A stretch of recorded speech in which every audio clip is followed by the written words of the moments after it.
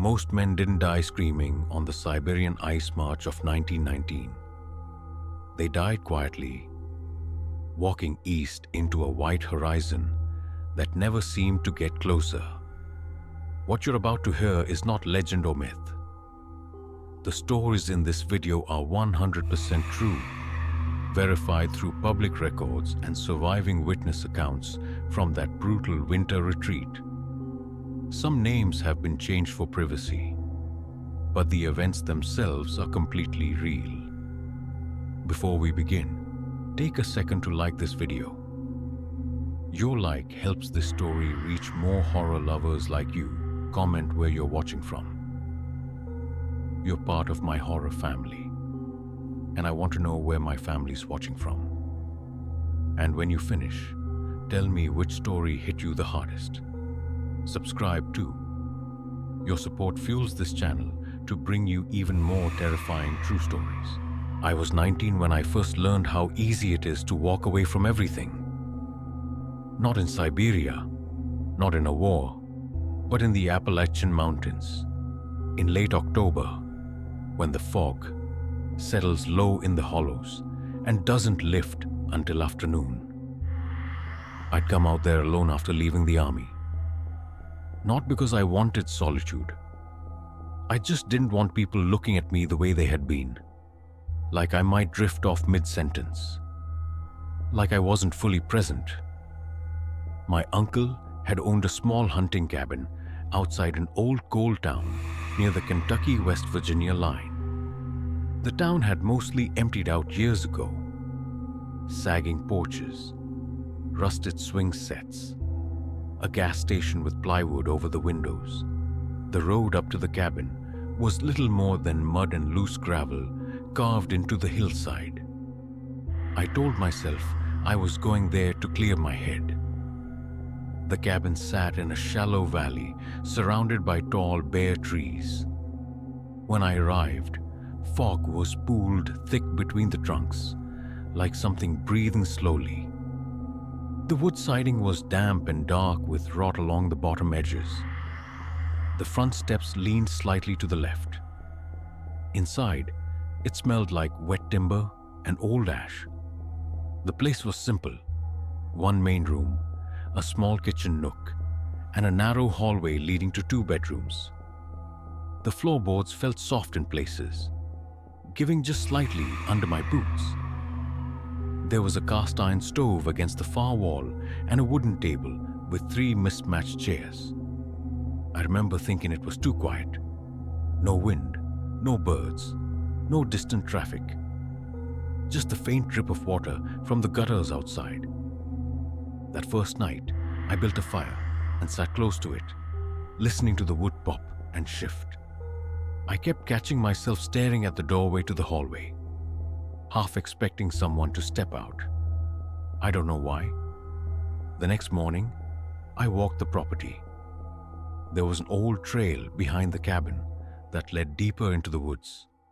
The ground was slick with fallen leaves and mud. Everything smelled earthy. Wet bark, mushrooms, something faintly sour, like decay. About 100 yards back, I found an old wooden post stuck in the ground beside the trail. No sign attached. Just the post. It looked newer than everything else around it. I stood there longer than I meant to. I don't know what I expected it to mark. That afternoon, I noticed something strange inside the cabin. One of the kitchen chairs had been moved. I was sure I'd left all 3 tucked under the table. Now one was angled slightly toward the hallway. Not dramatically, just enough that I stopped and stared at it. I told myself I must have bumped it. Still, I checked the doors and windows. Everything was locked from the inside. That night I couldn't sleep. The fog pressed up against the windows so thick it looked solid. Around midnight, I heard something outside. Not footsteps, just the sound of leaves shifting slowly, like someone dragging their boots without lifting them. I held my breath and listened. It stopped. Then I heard the faintest sound from inside the cabin, a chair scraping. I sat upright on the couch where I'd been sleeping. The fire had burned low, casting the room in a dull orange glow. The chair by the table, the one that had been angled toward the hallway, was now facing directly down it. I felt embarrassed by how long I stared at it, trying to make sense of something so small. I hadn't heard the chair move clearly, just the faint scrape. I stood slowly and walked toward it. The floor creaked under my weight. The hallway beyond the chair was dark, the door to the back bedroom slightly open. I don't remember leaving it open. I stepped closer. The air smelled different there, stale, damp. The bedroom was mostly empty except for an old metal bed frame and a dresser missing 2 drawers. The window was shut tight, fog clinging to the outside glass. I checked the closet. Nothing. But on the dresser, I found something I hadn't noticed before. An old lantern, the kind that burns oil. It was clean compared to everything else in the room. And it was warm. Not hot, just faintly warm, like it had been handled recently. I stood there holding it, my heart beating slow and heavy in my chest. I was alone up there. I knew I was. But as I stood in that quiet bedroom with the fog pressing against the glass and the faint smell of damp wood around me, I felt something settle in my mind. Not panic, something worse. A subtle understanding. Things don't have to make sense for you to accept them. Sometimes you just adjust. I placed the lantern back exactly where I'd found it. And I didn't tell anyone. That was the first time I realized how easy it would be not to react. The changes didn't happen all at once. They happened quietly, like the fog creeping closer to the cabin each morning. Over the next few days, I stopped checking the doors. I stopped questioning the small things. The chair would sometimes be angled toward the hallway again. The lantern would feel faintly warm when I passed it.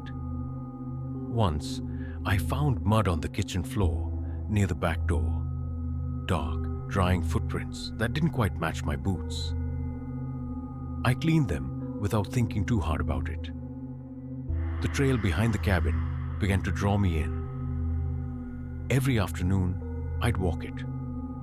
The woods were dense and silent, the trees tall and thin, bark darkened by moisture. Sometimes I'd hear something moving far off, but never close enough to see. The wooden post along the trail started to feel like a marker, not a boundary, more like an invitation. One day, I noticed another post farther ahead. I was sure it hadn't been there before. It stood slightly crooked in the mud, about 20 yards past the first one. No sign, no markings, just wood. I felt something in my chest tighten when I saw it. Not fear, recognition. That night I didn't light the fire. I sat in the dark, watching the outline of the hallway. The fog outside made the windows glow faintly gray. Around 2 a.m., I heard it clearly. The back door opening. Slowly, the hinge gave a long, low groan. I didn't move. I didn't call out. There were footsteps in the kitchen. Wet, unhurried, crossing the floorboards. Then nothing. I waited for the bedroom door to creak, for the lantern to be lifted. But there was only silence. When morning came, the back door was closed. Locked, but the kitchen chair was gone. I found it halfway down the trail. It was placed beside the second wooden post, set carefully in the mud, facing deeper into the woods. I stood there for a long time, staring at it. The air smelled like rot and rain. Somewhere in the distance, a crow called once, then went quiet. I tried to picture myself carrying that chair. Out there, I couldn't remember doing it. That was the part that unsettled me. Not the missing time, but how reasonable it seemed that I might have.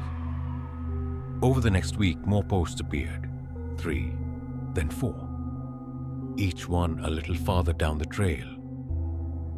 Each afternoon, I'd walk past them without hesitation. The cabin began to feel less like shelter and more like a waiting room. I stopped bringing my phone on the walks, stopped checking in with anyone. I'd sit in that chair by the farthest post and stare into the trees, convinced I saw something ahead. Not a person, not an animal, just the suggestion of light between the trunks, like a lantern swinging gently. Warmth, safety. I understood then what had been happening to me. The woods weren't pulling me. I was thinning myself out, letting pieces of me drift forward, one step at a time. The last morning, I remember clearly, the fog was thicker than usual. It filled the valley completely, swallowing the cabin up to the roofline. I walked the trail without stopping, past the posts, past the chair, deeper. I don't remember how far I went. I only remember standing still at some point, staring ahead into the white haze, feeling calm, almost relieved, like I didn't have to decide anymore. I don't know how I ended up back at the cabin. I woke up on the floor near the stove, mud caked up to my knees. The trail behind the cabin was empty when I checked. No posts, no chair, just leaves and wet earth. I left that day. I haven't been back. But sometimes, when it's foggy where I live now, I feel it again. That quiet sense that something ahead is waiting. Not threatening, not violent, just patient. And what scares me isn't the idea that something is out there. It's how easy it would be to stand up, walk outside, and not come back. And how, when my turn finally comes, I might not resist at all. I came to the mountains because I couldn't trust my own judgment anymore. After I left the service, I thought distance would quiet things down. Instead, the silence made them louder. Not voices, not anything dramatic. Just the steady replay of decisions. Who we trusted, who we didn't, and how quickly suspicion can turn a group of men into something else. My uncle owned a narrow strip of land outside an old coal town near the Virginia-West Virginia line. The town had a name once painted proudly on a wooden sign, but the letters had peeled off with time. Most of the houses were empty now. Porches sagged, mailboxes hung open.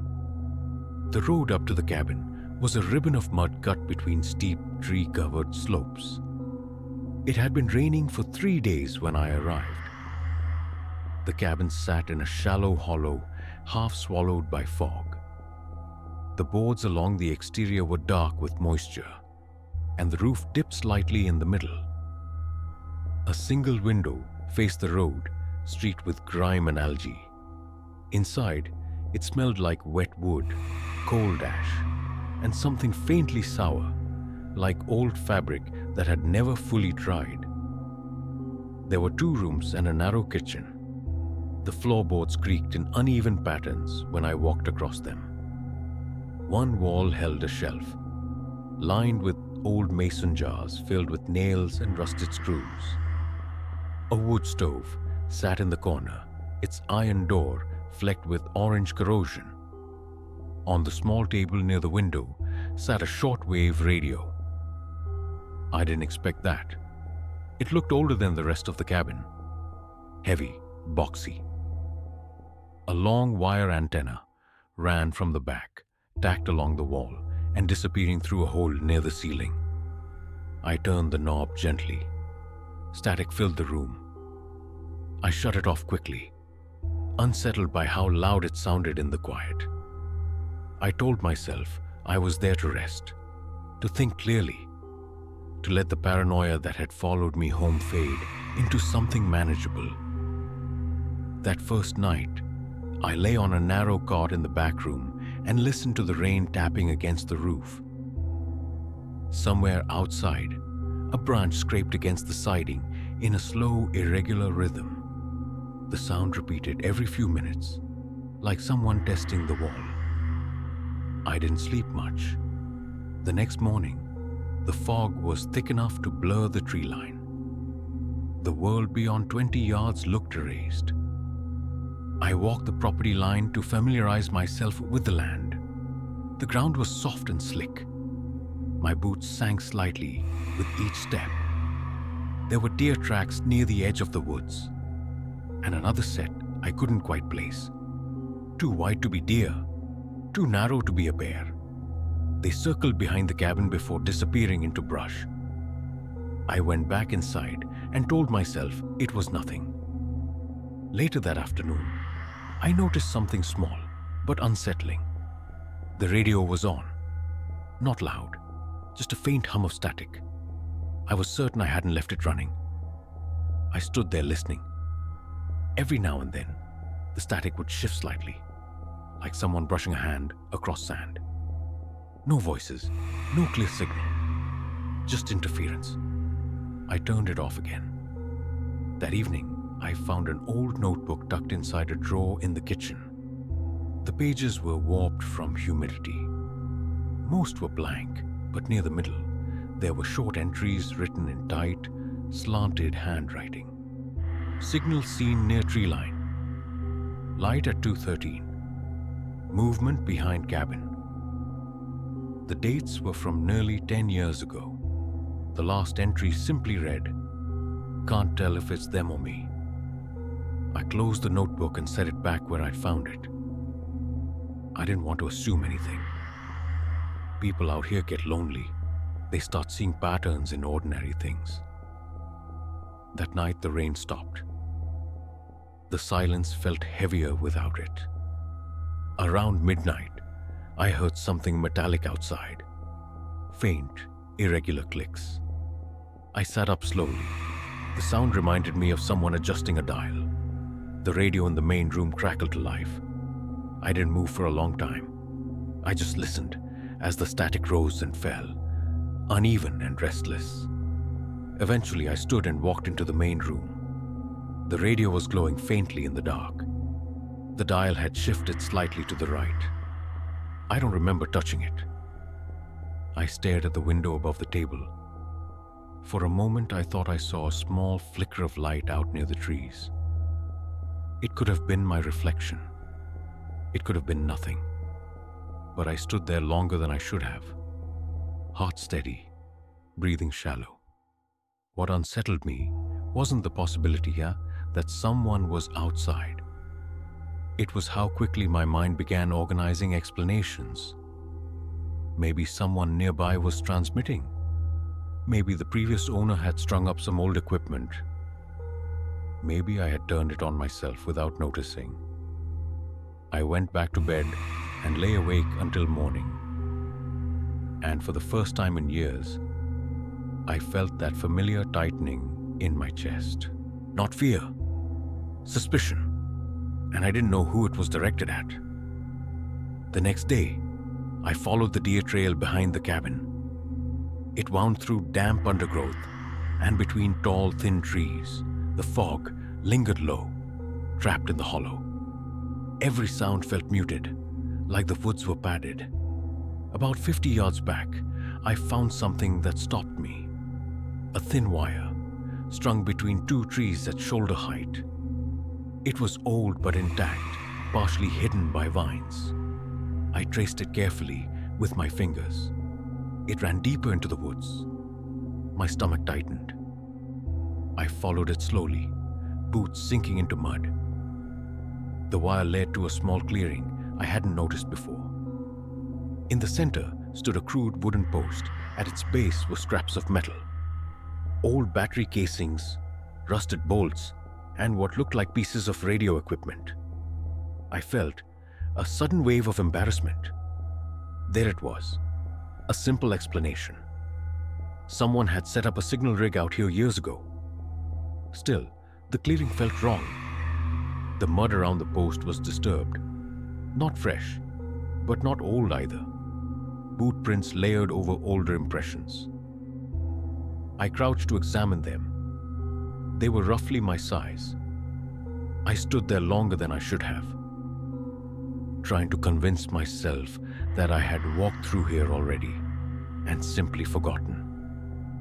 Back at the cabin, the radio was silent. I checked the notebook again. A page I hadn't noticed before had writing along the margin. "They think someone is signaling our position." I felt my throat go dry. That night, I didn't sleep at all. Around 1 a.m., the static returned. Soft at first, then stronger. I sat in the dark and watched the radio. The dial began to move, not dramatically. Just a slow, almost imperceptible shift. Click, pause, click, like someone adjusting it carefully. I stood and unplugged it from the wall. The static continued. I stared at the cord hanging loose in my hand. The sound didn't change. I walked outside. The fog was thick, heavy, pressing against my face. The woods were barely visible, and then I saw it. A faint flicker between the trees. Not steady, not bright, just a suggestion of light. I took a few steps forward without thinking. The ground felt uneven beneath my boots. Mud pooled at the soles. I stopped at the edge of the tree line. The flicker vanished. Silence returned. I stood there, breathing slowly, trying to measure my thoughts. I thought about the accusations we'd made overseas, the men we'd judged based on suspicion alone, the way exhaustion had twisted our logic until everyone seemed guilty of something. I thought about the 3 men we left behind, how certain we were, how wrong we might have been. The static inside the cabin grew louder. I stepped back, closed the door. The radio was dark now, silent, unplugged. I haven't gone back to that clearing. I left the next morning before the fog lifted. Sometimes, late at night, I hear faint interference in my apartment. Just a low hum in the walls. I don't own a radio anymore, but what stays with me isn't the sound. It's the realization of how easily suspicion grows in isolation. How quickly you can start rearranging facts to match your fear. I don't know if there was ever anyone signaling from those woods. I don't know if the previous owner lost his mind. I don't even know if I moved that dial myself. What unsettles me most is this. When the static started, I didn't feel surprised. I felt justified. And that feeling, more than any flicker in the fog, is what I still don't trust. I didn't come to the Appalachian Mountains looking for peace. I came because I needed to stand somewhere that wasn't flat and white and endless. After I got out of the service, I couldn't shake a particular memory. It wasn't the firefights or the losses that followed me. It was something smaller, quieter. A house we took shelter in near the end of a long retreat overseas. The strange order of it. The feeling that someone had prepared for us long before we arrived.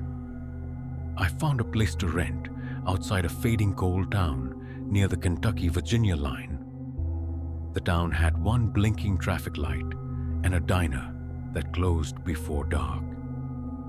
Past it, the road narrowed into a strip of cracked asphalt that twisted into the hills, then dissolved into gravel and mud. The farmhouse sat alone in a shallow hollow. Fog pooled there in the mornings, thick and low, like breath trapped between the slopes. The structure leaned slightly to one side. The porch boards were soft with rot, sagging under my weight as I carried my bag inside. It smelled like mildew and old wood. The interior was mostly empty. No furniture, except a long wooden table in the kitchen and a rusted bed frame in the back room. The floorboards creaked in sharp, uneven notes when I walked across them. The windows were clouded with grime, muting the outside world into a dull gray smear. I told myself the isolation would help me think clearly. The first thing I really noticed, was the boots. They were stacked neatly in the far corner of the main room. Dozens of pairs, mud-caked, different sizes. Some leather, cracked with age, others newer. All lined up heel to toe, forming careful rows against the wall. It didn't make sense. The landlord had told me the place had been used for storage years ago. But these weren't work boots or hunting boots. They were military, American issue. My stomach tightened in a way I couldn't immediately explain. I crouched and touched one. The leather was stiff and cold. Though the room itself wasn't particularly chilly, the soles were packed with dried mud that didn't look local, lighter in color than the dark Appalachian soil outside. I counted 23 pairs before I stopped. No boxes, no other gear, just boots. I told myself it was surplus someone had dumped there. Still, the arrangement unsettled me. Too precise, too intentional. That evening, rain rolled in. It tapped steadily against the tin roof and slid down the warped window panes. I sat at the kitchen table and listened to the water drip from the eaves outside. Somewhere beyond the fog, a dog barked once and then fell silent. I walked back into the main room before bed. I was sure I had left the boots untouched, but one pair had shifted slightly out of line. Not much, just enough that the toe pointed toward the center of the room instead of the wall. I stood there staring at it, longer than I should have. The house was locked. I checked twice. The back door had a wooden bar that dropped into metal brackets. The windows were painted shut. I repositioned the boot carefully, aligning it with the others. When I straightened up, I noticed something else. One pair was missing. I counted again. 22. I felt heat rise to my face, frustration more than fear. I must have miscounted earlier. I went to the back bedroom. The metal bed frame stood bare, springs exposed. The air smelled damp and faintly metallic, like old pipes. Near the foot of the bed, I saw them. A single pair of boots, placed neatly side by side. They weren't there before. I was certain of it. The mud on them looked fresher than the others. I crouched slowly and examined the soles. The tread pattern matched the pair I had worn during my last deployment. For a moment, I couldn't breathe properly. It wasn't possible. Thousands of men wore the same model. Still, my chest felt tight. I sat on the edge of the bed frame and listened. The rain continued. The house creaked as the temperature dropped. I told myself someone else must have used this place. Another veteran. Maybe several. Maybe they left their boots behind for practical reasons. Maybe I was projecting meaning onto something ordinary. But as I lay down that night, staring at the water-stained ceiling, a thought kept circling quietly in my mind. What if this place wasn't abandoned at all? What if it had been waiting? I don't remember falling asleep. I only remember waking up around 3 a.m. to the sound of slow, deliberate footsteps crossing the wooden floor in the next room, and the soft scrape of leather against wood. I didn't move when I heard the footsteps. They were steady, measured, not rushed, not searching, just crossing from one side of the main room to the other. The rain had stopped, and without it the house felt hollow. Every small shift of wood echoed slightly. I waited for the sound of the door. It never came. Instead, there was a faint thud, like something being set down carefully. Then silence. I lay there for a long time before standing. My legs felt weak in a way that embarrassed me. I stepped into the hallway, each floorboard creaking beneath my weight. The main room was empty. The front door was still bolted. The back door bar was still in place. I turned toward the corner where the boots were stacked. They were arranged perfectly, every pair aligned, except one. At the end of the last row, closest to the center of the room, sat a pair I recognized immediately.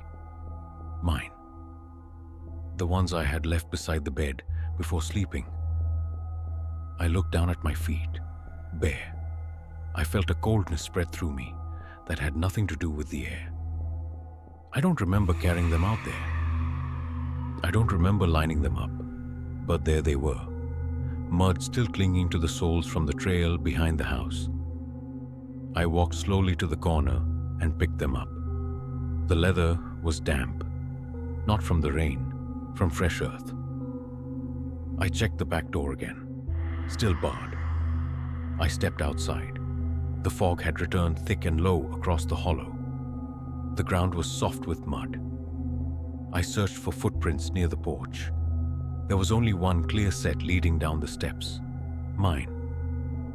They went from the door to the edge of the yard, then stopped. No returning prints. I stood there, staring at the blank space where tracks should have continued. My mind moved through explanations carefully. I could have walked out in my sleep, circled back on a different path, disturbed the ground enough to blur the pattern, but the soil was undisturbed beyond that point. Clean. Back inside, I noticed something new. The total number of boots had increased. 23 pairs again, plus mine. 24. I counted twice. There had never been 24. I sat on the floor across from them and studied the rows.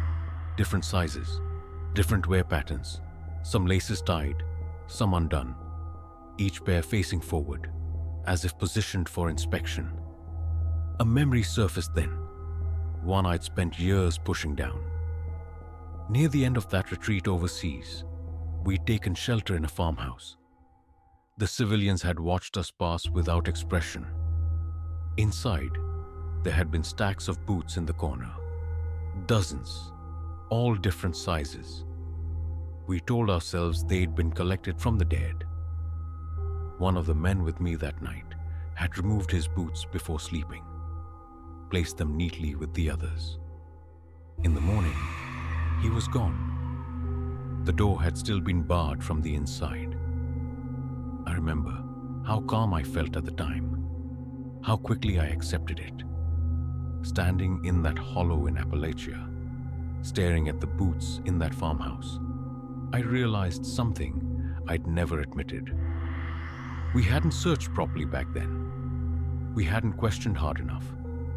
We were tired, numb, ready for something to thin us out. I don't know if I walked outside that night. I don't know if I added another pair to the row. I only know that when I left the farmhouse the next morning, I didn't take my boots with me. I drove down the misty road in borrowed sneakers I found in the kitchen closet. I didn't look back at the hollow.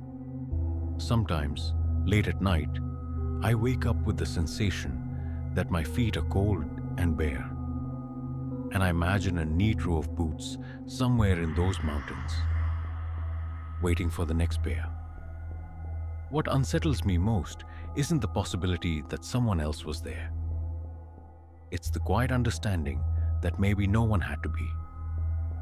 Maybe we arrange ourselves, one by one, and by the time we notice, we're already lined up.